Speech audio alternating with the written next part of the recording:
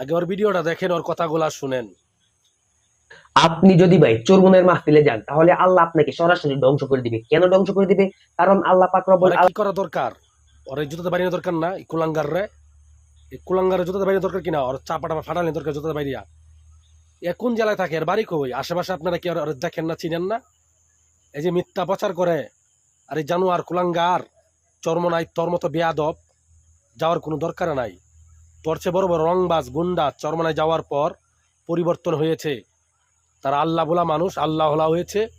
কত সুদকুর ঘুষ ঘুষ গিয়া ওই জায়গায় ভালো হয়েছে। তুই বলস চরমনায় গেলে বলে জাহান নামে যাইব। তোর কপাল পড়ছে।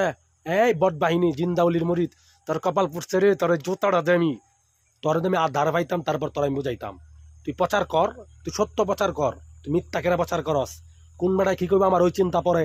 তোর আমি দাঁড়ো ফেলে পাইলে আরে কত সুর গে এই জায়গায় ভালো হয়েছে, কত ঘুষখোর গে ওই জায়গায় ভালো হয়েছে। আর তুই বাট পার কর সরমনায় গেলে বিলে মানুষ জাহান নামে যাইব। তোরা বাইরে আজ কই নিলাম আমি।